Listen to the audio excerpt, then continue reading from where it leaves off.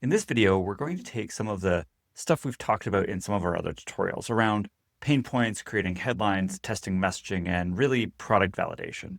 I'm going to combine some of the stuff we've talked about in those courses. So if you haven't checked out those courses, feel free to check them out. We'll put a link below.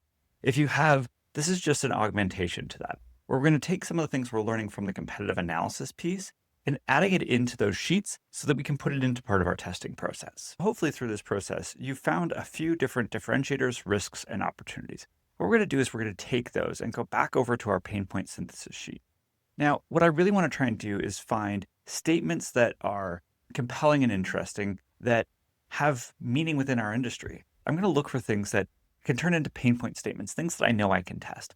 So for example, no replacement vehicle, that's a great one. I can add that as a pain point as like the pain point could be that the cost of replacing a vehicle is very, very high.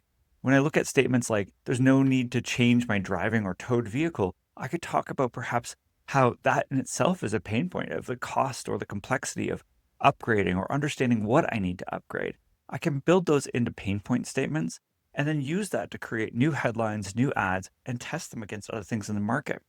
The other thing that I'm going to do is look through things like risks and opportunities and try and, again, turn those into statements that are valuable that I can pull into my pain point side and start creating new statements. Then this just flows in with everything else in terms of my ranking and the ability to turn those pain points into headlines using either your own creative flow or using some of the AI prompts that we've provided in the past. One of the other great things that we can do is based off of the competitive analysis in terms of how people are advertising, what language they're using, we can add those in either directly as pain points or as headlines into our testing process.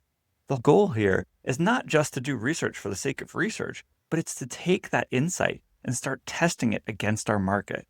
So if you haven't already done so, jump back into our product validation course.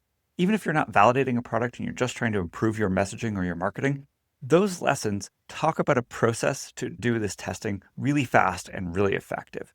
You can take that scratch file and use it in a couple different ways. One, you start taking the headlines, the pain points, the messaging, you start adding them into here, run them through that existing process. You have inspiration for new visual ideas, concepts you could, again, test against your own. Use this stuff to understand how your market's going to respond to the content and see if there's something unique or differentiated that will do better than anything else you've created so far.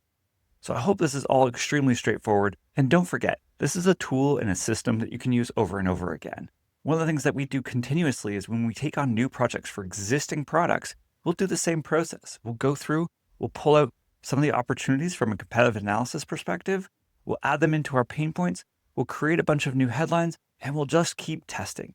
The goal is to not stop. Just understand that your market changes continuously. And if you keep doing this research and you keep testing, you'll always be ahead of the game.